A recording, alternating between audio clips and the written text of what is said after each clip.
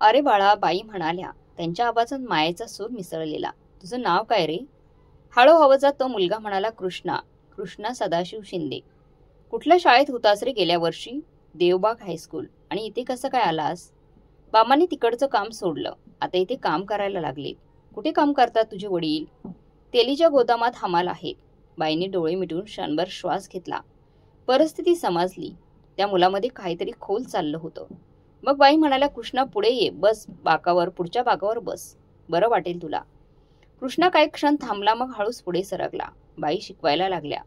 पण त्यांचं मन अधूनमधून कृष्णाकडे जात होतं. त्याची वही अजूनही बंद होती. पेन न घेतलेलं बाकीचं मूल गुणगुण करत लिहित होतं, पण कृष्णा निर्विकार होता. कुलकर्णी बाईंचा तो तास संपला आणि कृष्णा पुन्हा मागे सरकला. जणू त्याला पुढे बसणं पोरकं वाटत होतं. सुट्टी लागली आणि बाई थेट मुख्याध्यापक सामंत सरांकडे गेल्या. सर, 6वी अ मधल्या कृष्णा शिंदे बद्दल बोलायचं आहे. कुठला मुलगा? देवघरून आलेला? अभ्यासात रुची नाही, एकटाच राहतो, शांत, खूपच शांत, मला काळजी वाटते, असं सांगितले. सर सामंत गंभीर झाले. त्यांच्या डोळ्यातही त्या मुलाविषयी चिंता दिसली. एक विचार मनात आला, तो काही वेगळाच. निर्विकार डोळ्याने समोर पाहत असतो. वही बिघडत नाही, पुस्तक उघडत नाही, बोर्डवर काही लिहून घेत नाही, बोर्डवरचं. इतर मुलांमध्ये मिसळत नाही, खेळायला जात नाही. काय करायचं या मुलाचं? देवबाग हायस्कूलमधून आलाय का? माझी वहिनी तिथे नोकरी करते. 1-2 दिवसात मी वहिनींची भेट घेऊन कृष्णाची चौकशी करेन. कुलकर्णी बाई शाळा संपवून घरी गेल्या होत्या. बाई आणि बाईंचा मुलगा राज दोघेच मालवणात राहायचे. बाईंचे पती पुण्यात बँकेत होते. रोज सारखं बाईंचं घरकाम सुरू व्हायचं. त्यांनी देवाला निरंजन लावलं. 4थीत असलेल्या अवीचा स्कॉलरशिपचा अभ्यास करत होती बाई. सगळं काही करत होत्या, पण डोळ्यासमोर होता शेवटच्या बाकावर बसलेला आणि निर्विकार डोळ्यांनी पाहणारा कृष्णा. 2 दिवसांनी बाई शाळेत पोहोचल्या. तेव्हा पिमनने सांगितलं की सामंत सरांनी बोलवलं आहे. बाईने आपली पर्स लॉकर्समध्ये ठेवली आणि मुख्याध्यापकांच्या खोलीत गेल्या. कुलकर्णी बाई, तुम्ही कृष्णा शिंदेची चौकशी करायला सांगितलं होतं ना? माझी वहिनी देवबाग हायस्कूलमध्ये शिकवते. तिने चौकशी केली या कृष्णाबद्दल. हो का? मग हाच कृष्णा 2 वर्ष सतत पहिल्या नंबरवर राहतोय. तो मुलगा खूप हुशार होता, पण काय सांगू, फार वाईट वाटतं. शिंदे तिकडे सातारकडच्या मासे पकडायला समुद्रात बोटीत जातात ना, तशी बोट होती. त्यावर शिंदे कामाला होते. त्या बोटीवरील खलाशांचं जेवण शिंदेची बायको म्हणजे कृष्णाची आई बनवायची.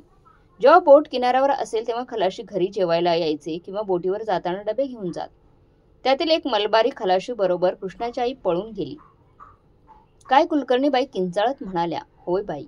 आणि या कृष्णाला एक लहान बहीण आहे, 4 वर्षांची. ती बरोबर घेऊन गेली. याचा बाप बिचारा रडला, भटकला, पण यांना कुठे शोधणार? ते दोघं केरळच्या बाजूला गेले होते असं समजलं. त्याने 7-8 दिवस वाट पाहिली, मग बोटीची नोकरी सोडली आणि ते मालवणात तेलीच्या गोडाऊनमध्ये नोकरी घेतली. तो कृष्णाला घेऊन मालवणला आला आणि आपल्या शाळेत त्याचं नाव नोंदवलं. अरे बापरे, काय विचार करत आहे हा मुलगा? बाई म्हणाल्या थोड्या काळजीने. हो बाई, कोवळ्या मला वयात मोठा धक्का बसला या कृष्णाला, म्हणून तो इतका शांत झाला आहे. रोज डोळ्यासमोर आई आणि लहान बहीण नाहीशी होणं हे किती भयानक आहे. बाई, आपण या मुलाला परत हसत खेळत करायला लावायला हवं. त्यासाठी तुम्हाला त्याची बाई नव्हे, आई व्हायला हवं, असं म्हणत त्यांनी पुढे बोललं. हो सर, माझ्या लक्षात आलंय, ते मी नक्कीच करणार. सर, कुलकर्णी बाई स्टाफ रूममध्ये आल्या आणि आपल्या खुर्चीवर बसल्या. त्यांच्या डोळ्यासमोर कृष्णाचा चेहरा सतत येत होता. काय निष्पाप पोरगा आहे हा.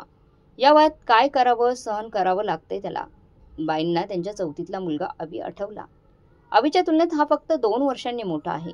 या मुलाला मायाची गरज आहे, आईची गरज आहे, हे त्यांना लक्षात आलं. बाईंनी रुमालाने तोंड पुसलं आणि बेल वाजवली. त्यांनी 6वीच्या वर्गात जाऊन नेहमीप्रमाणे गुड मॉर्निंग म्हटलं.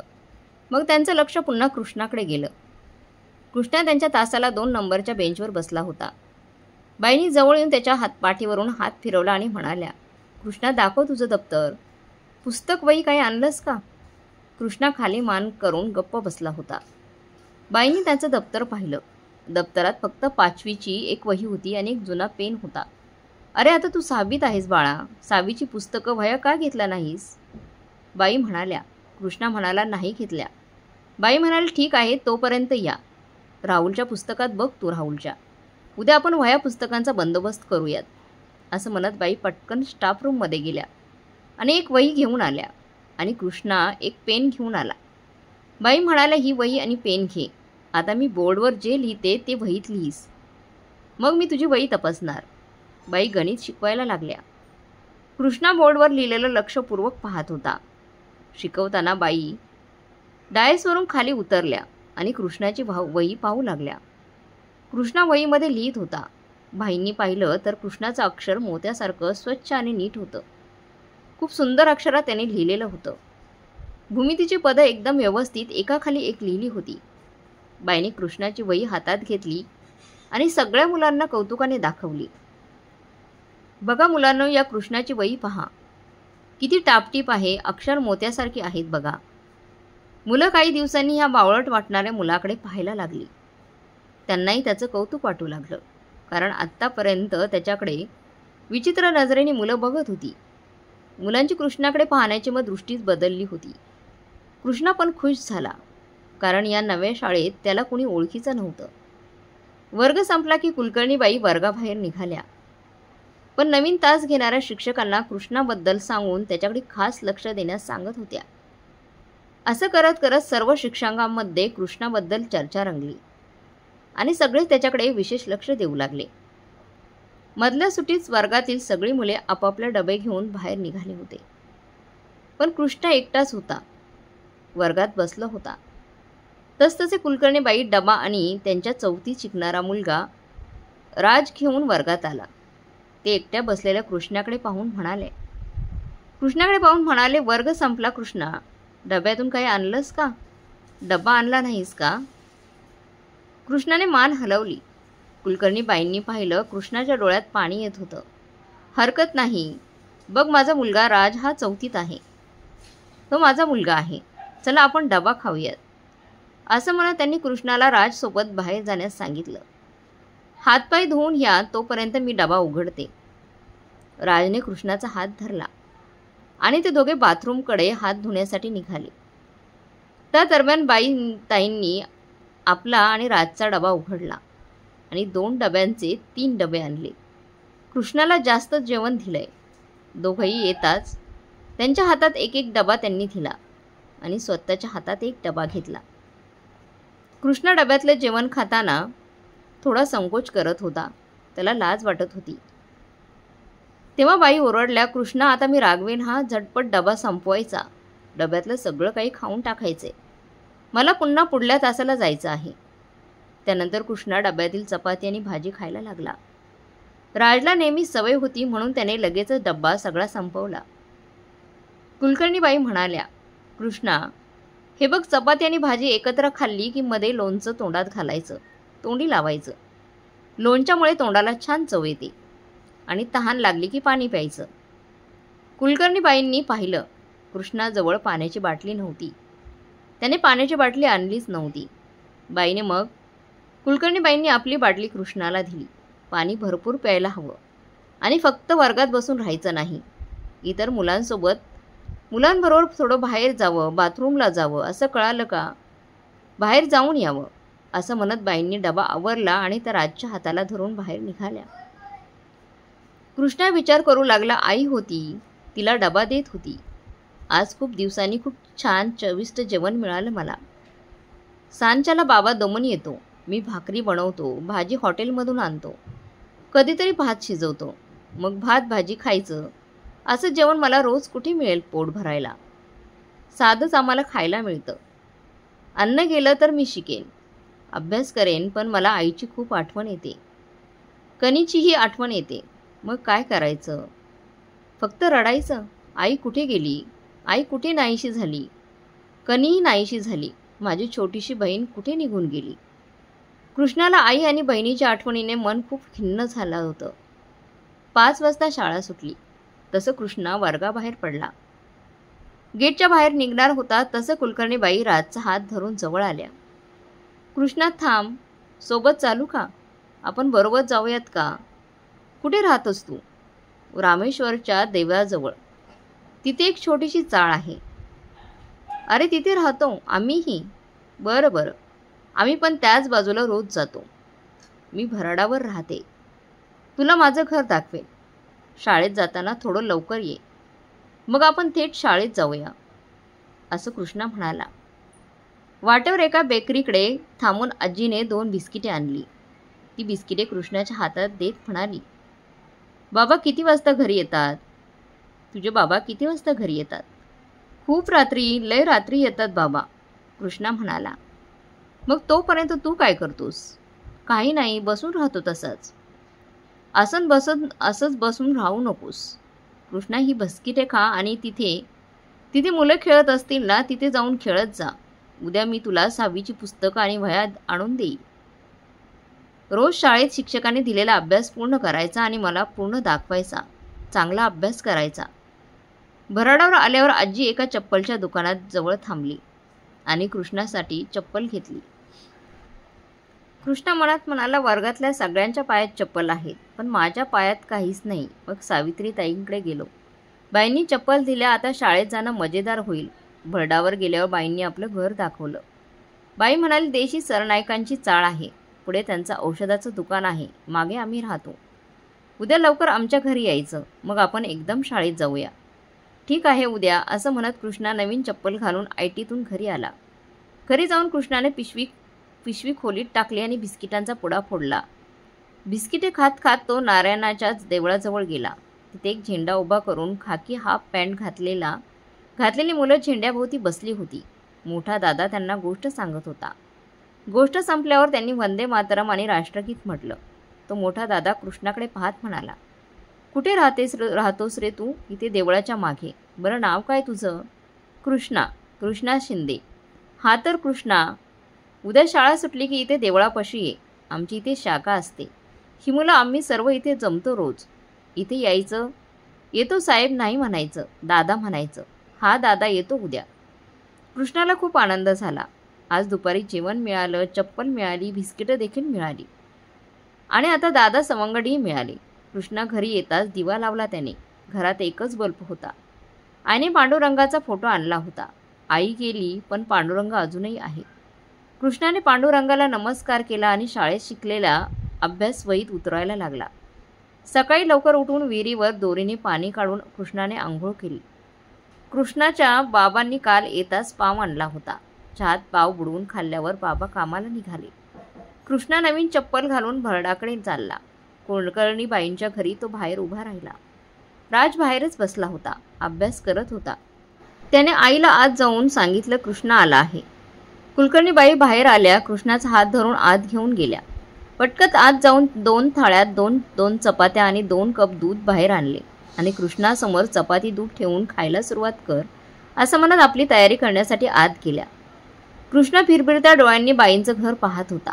बाई आणि तिच्या नवऱ्याचा एक फोटो होता. एक कपाट होतं ज्यावर रेडिओ ठेवला होता. एक खाट होती ज्यावर गादी गुंडाळलेली होती. 2 चटाया गुंडाळलेल्या होत्या. कृष्णाने असं नीटनेटकं घर कधीच पाहिलं नव्हतं. त्याने राजकडे पाहिलं. चपाती दुधात बुडवून खाल्ली. राजसारखी अंगणात नळाजवळ जाऊन ताटली, कपडे धुतली आणि घरात ठेवली. तोपर्यंत बाईंची शाळेत जायची तयारी झाली होती. बाई, राज आणि कृष्णा असे तिघे शाळेत जायला निघाले. पुढे बाजारात आल्यावर बाई नेवळकरांच्या दुकानात गेल्या. दुकानातून कृष्णाच्या साईजच्या 2 पॅन्टी, बनियन आणि 2 शर्ट दाखवायला सांगितलं. कृष्णा भिरभिरत्या नजरेने एवढं मोठं कपड्यांचं दुकान पाहत होता. बाईंनी कृष्णासाठी कपडे घेतले आणि पुढे खांडळकरांच्या दुकानातून 6वीची पुस्तके, 1 डझन वह्या, 2 पेन, पेन्सिल, कंपास बॉक्स आणि हे सगळं काही घेतलं. ठेवायला स्कूल बॅग घेऊन दिली. कृष्णाला खूप आनंद झाला. आपल्या बाबाला एवढ्या पुस्तकांची वह्या घेऊन देणं कधीच जमलं नव्हतं हे त्याला माहीत होतं. आता कृष्णा सर्व तासांना नीट लक्ष देऊ लागला होता. सर्व शिक्षक त्याच्यावर खूप खुश होते. त्याचा अभ्यास खूप चांगला होता. शाळा सुटली की तो कुलकर्णी बाई आणि राजसोबत घरी जात असायचा. कृष्णाचा बाबा म्हणाला, अरे नव्या चप्पल, पुस्तकं, कापडं देतं तरी कोण तुला? कृष्णाने सांगितलं, शाळेत कुलकर्णी बाई आहेत, त्यांनीच हे सगळं काही दिलं आहे. तेव्हा कृष्णाचा बाप म्हणाला, अरे ही बाई म्हणजे कोल्हापूरची महालक्ष्मीच आहे समज. चांगलं वागायचं तिला कधी त्रास द्यायचा नाही, अभ्यास चांगला करायचा. असे एकदा शाळेतून येताना फोकड्यांजवळ पिंपळाजवळ एक बासरीवाला आला होता. हातात पिशवीतून भरपूर बासऱ्या घेऊन. तो एक बासरी ओठात घेऊन मधुर आवाजात बासरी वाजवत होता. पिंपळावर बसलेली माणसं, जाणारी येणारी लोक, शाळेत जाणारी मुलं सगळे त्या बासरीवाल्याकडे बघत होते. त्याचं ते मधुर बासरी वादन ऐकत होते. कृष्णा आणि राजचं याचं लक्ष पण तिथेच गेलं. कुलकर्णीबाईंसोबत चालताना ते दोघे मागे मागे करत परत त्या बासरीवाल्याकडे बघत होते. कृष्णाच्या पावलांना रेंगाळलं पाहेत असं कुलकर्णीताई बघितलं. कुलकर्णीबाईंना लक्षात आलं, मनात आलं, पोराची आई असती तर तो हट्ट धरून बासरी विकत घेतली असती. बायांच्या मनात एक काळवट भावना जागली. बाई मागे येत बासरीवाल्याला म्हणाली, कशी दिलीस रे बासरी? बासरीवाला आपल्या पिशवीतून सगळ्या बासऱ्या दाखवू लागला. बाई म्हणाली, कृष्णा तुला बघ, कुठली आवडते यातली? कृष्णा पिशवीतल्या सगळ्या बासऱ्या तपासू लागला. त्यात एक खूपच आकर्षक बासरी होती, ती त्याने निवडली. बासरीवाला म्हणाला, अरे वाजव की. कृष्णाने तोंडात बासरी धरली आणि मग तो बासरीवाला वाजवत होता तसाच तो वाजवू लागला. बाईने बासरीवाल्याला किंमत विचारली आणि त्यांनी राजला पैसे दिले, पण तो तशीच बासरी मागत राहिला.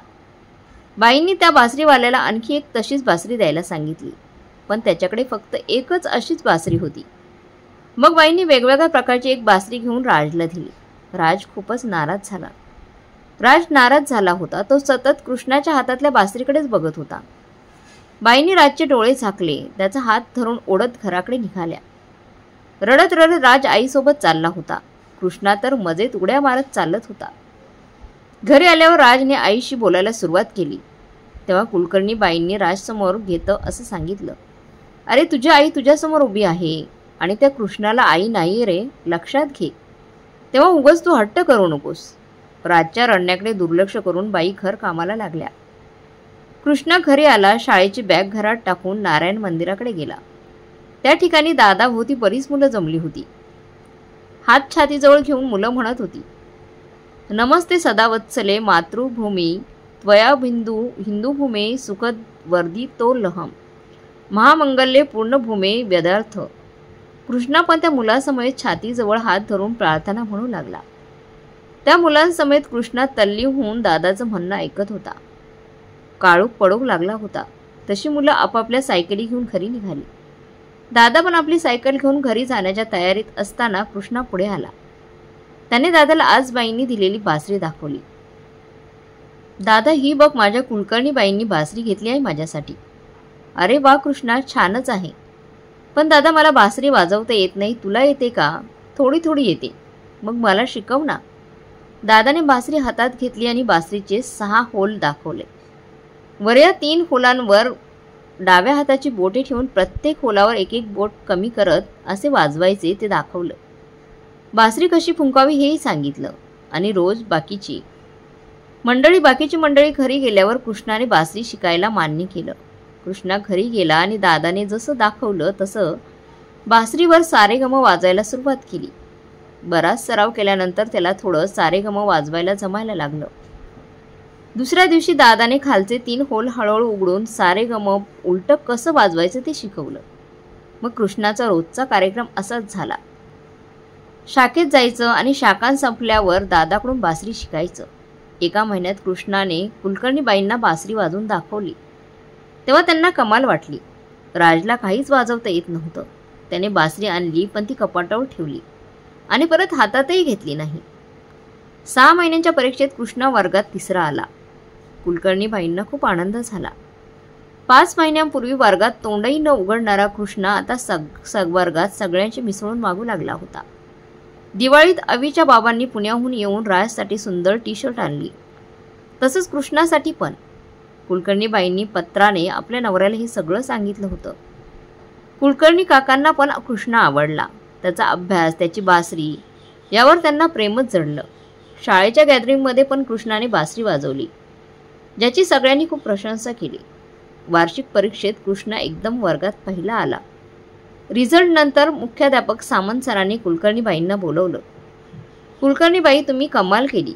7-8 महिन्यांपूर्वी ज्या मुलाची तुम्ही काळजी घेत होता तोच मुलगा आता वर्गात पहिला आलाय. हो सर, मी पण खूप आनंदी आहे. तुम्ही म्हणाला होता त्याची आई व्हा. मी आई होण्याचा प्रयत्न केला. बाई, तुम्ही खरंच यशस्वी झालात. मी पाहतोय तो मुलगा रोज शाळेत येता जाता तुमच्याबरोबर असतो. माझ्या माहितीनुसार मधलाही डबाही तुम्हीच देत असाल. हे खरंच खूप पुण्याचं काम आहे. बाई, थँक्यू सर, असे म्हणाले. कुलकर्णीबाई बाहेर पडल्या. आज सामंत सरांनी त्यांचं मनापासून कौतुक केलं होतं. समाधान वाटलं. कृष्णा 7वीत गेला. राज 5वीत गेला. कृष्णा रोज लवकर बापटांकडे येई. मग बाई आणि रोज राजसोबत शाळेत जायचं. दुपारी कुलकर्णी बाईंच्या घरी डबा जायचा. सायंकाळी घरी परतल्यावर शाखेत जायचं आणि मग बासरीची प्रॅक्टिस. 7वीत पण कृष्णा पहिला आला. शाळेत निकाल लागला. कुलकर्णी बाई राजसह पुण्याला गेल्या. पुण्यात राजच्या बाबांनी एक लहानसा फ्लॅट घेतला होता. त्याची वास्तुपूजा करायची होती आणि बाईंची तब्येत तपासायची होती. बाई कृष्णाला म्हणाली, तू पण आमच्याबरोबर चल. पण कृष्णा म्हणाला, बाबा मी इथे एकटाच आहे. मी इथे राहतो, तुम्ही जावा कुलकर्णीताई. कुलकर्णीबाई सध्या लवकर थकवा त्यांना येऊ लागला होता. पुण्यात केलेली तपासणी मधुमेह असल्याचं समजलं त्यांना. बाईंच्या माहेरी त्यांची आईलाही मधुमेह होता. डॉक्टरांनी खाण्यापिण्यावर बंधने लावली आणि औषधं लिहून दिली. 1.5 महिना पुण्यात राहून कुलकर्णीबाई आणि राज पुणे मालवण एसटीने मालवणला आले. जून महिन्याचा पहिला आठवडा होता. मालवणात थोडा थोडा पाऊस सुरू झाला होता. कुलकर्णीबाई बसमधून उतरल्या. बाईंनी ब्रेड आणि दूध घेतला आणि दोघे भराडावर बिराहाडीला आले. दार उघडून आत शिरले. बाईंनी राजला म्हणाले, राज आंघोळ कर आणि सायकल घेऊन कृष्णाकडे जा. कृष्णाला घेऊन ये, तोपर्यंत मी आंघोळ करते. तुमच्यासाठी जेवण करत आहे. बाईंनी नळातून पाणी भरलं. गॅसवर पाणी गरम करून राजला दिलं. राजने आंघोळ केल्याने सायकल घेऊन कृष्णाच्या घरी निघाला. बाहेर पावसाची भुरभुर चालू होती. तसंच भिजत राज गेला आणि सुमारे 7-8 मिनिटांत परत आला. बाईंना आत बाहेर हालचाल सुरू होती. कधी एकदा कृष्णाला पाहावं असं वाटत होतं. राज सायकल ठेवून घरात आल्याने आणि सांगू लागला, अगं आई, त्या घरात आता दुसरंच कोणीतरी राहतात.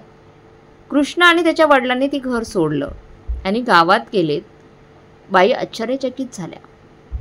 कुठल्या गावात गेलेत ते माहीत नव्हतं, पण त्या घरात आता माने म्हणून कोणीतरी राहायला आले असं ते म्हणाले.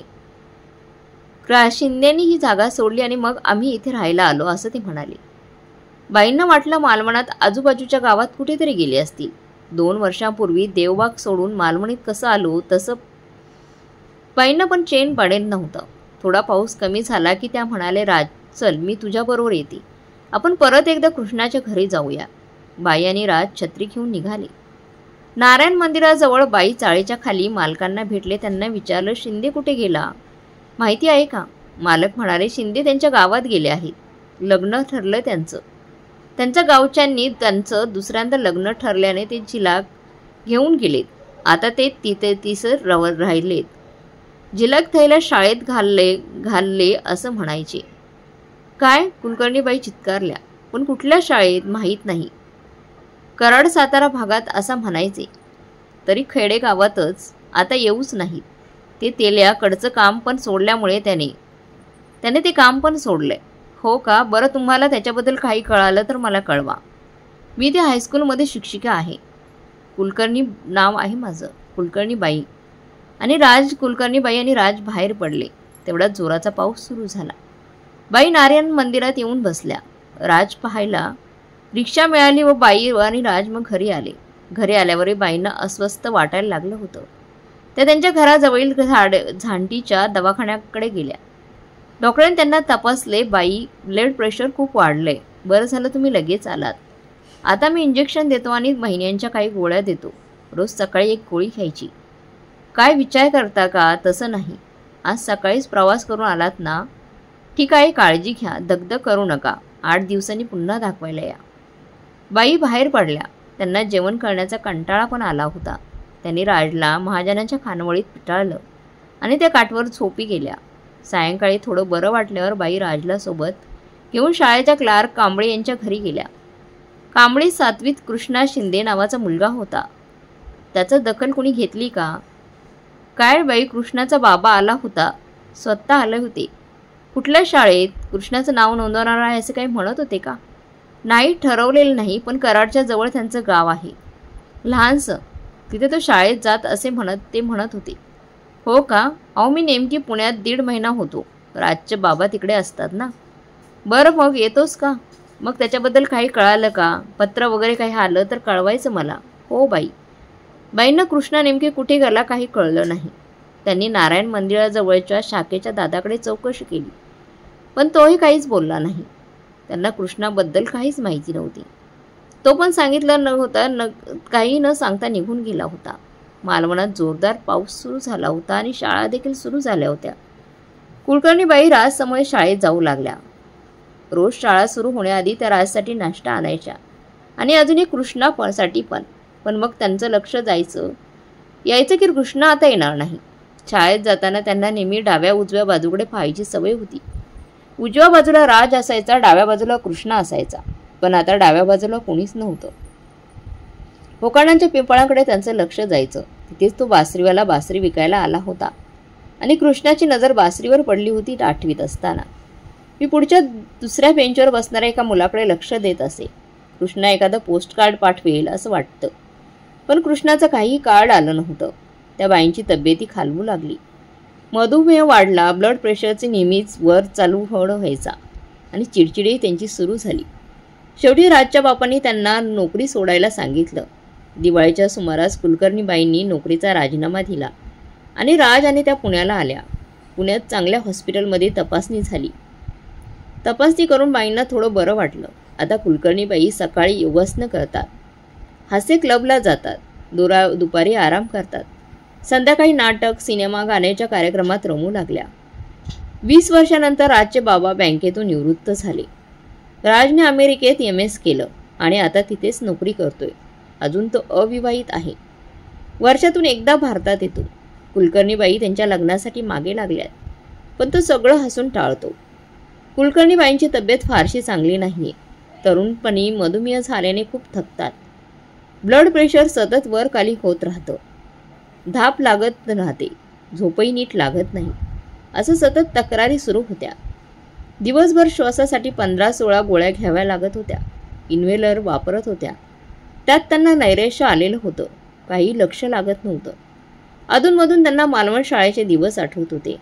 आयुष्यात मनापासून रमले ते फक्त मालवणातच असं त्यांना वाटायचं. असंच एका संध्याकाळी कुलकर्णी आणि कुलकर्णीबाई बागेत फेऱ्या मारत होते. फेऱ्या मारता मारता कुलकर्णीबाई खाली बसल्या आणि धापा टाकू लागल्या.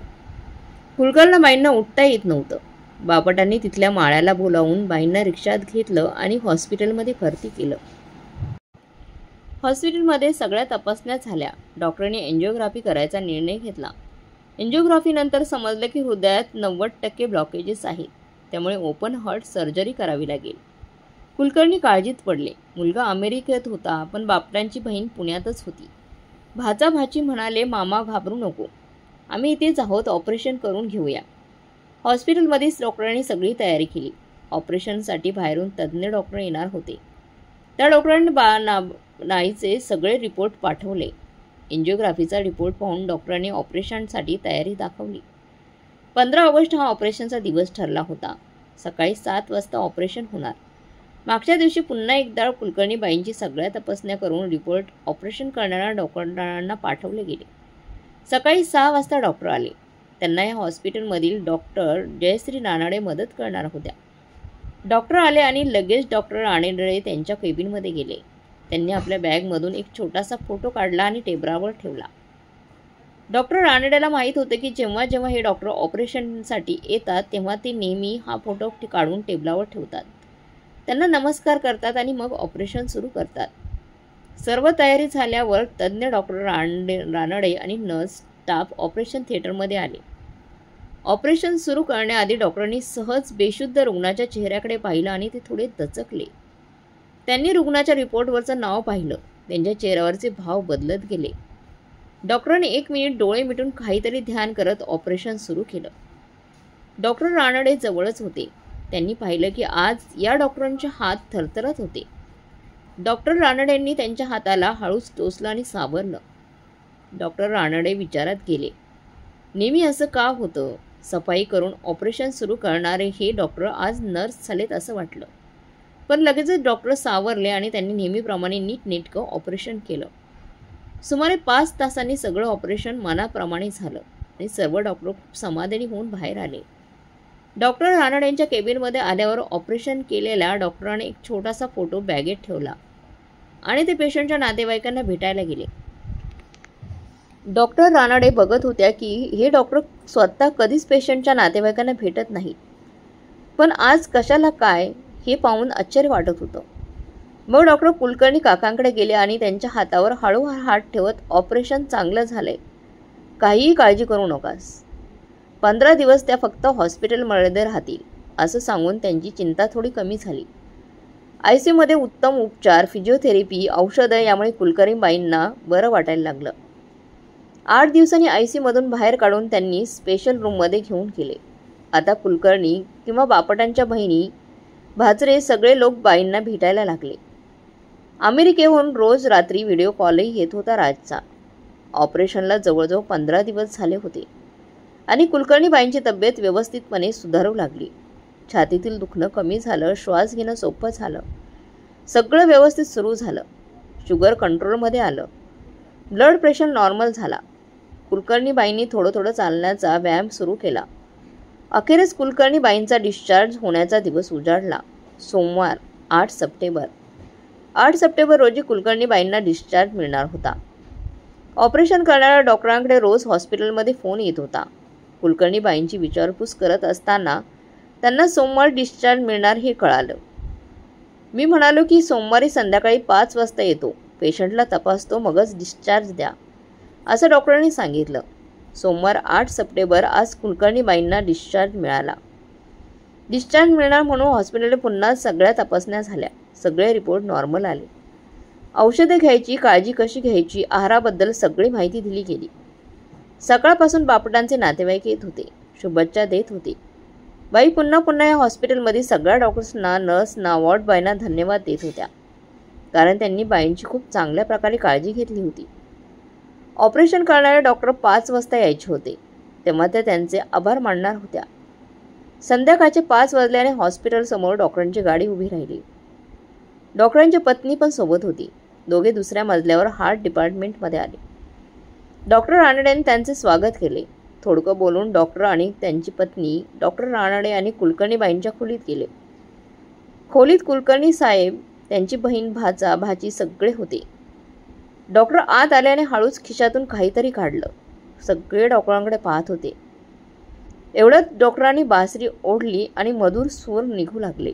खोलीत सगळे लोक, doctor, Ranade, nurse, ward boy सगळे म्हणाले, अरे हे काय नवीन आहे, डॉक्टरांची डॉक्टर बासरी का वाजवतायत? बासरी वाजवत असताना कुलकर्णीबाई डॉक्टरांचे आभार मानायला हात अर्धवट वर करत होत्या. तेव्हाच बासरी तोंडात घातलेले डॉक्टर त्यांच्यासमोर आला.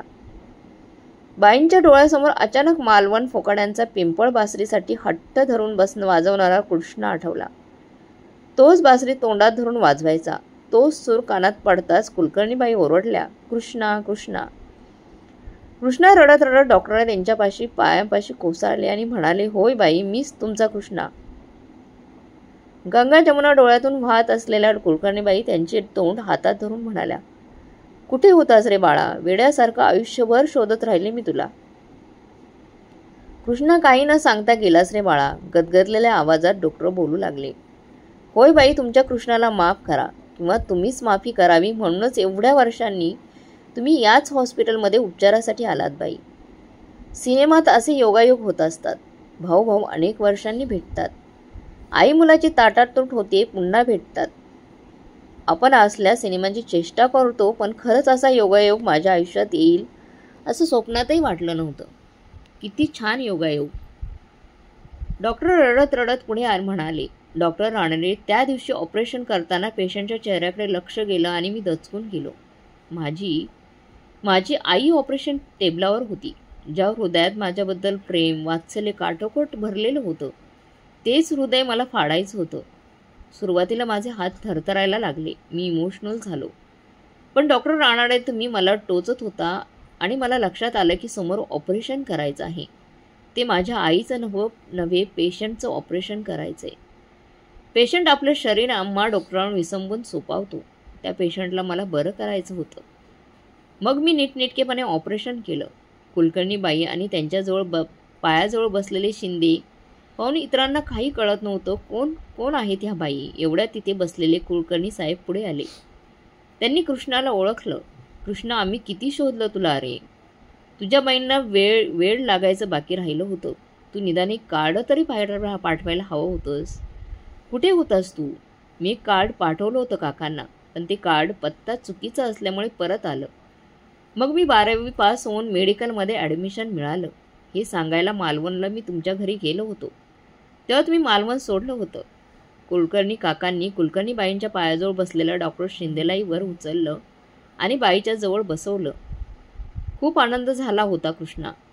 राज अमेरिकेत असतो, पुण्यात हे, आणि मी गेली काही वर्ष मधुमेह आणि ब्लड प्रेशरने मला त्रास दिलाय. मला कंटाळा येतो रे कृष्णा. सतत मालवणची आठवण येते.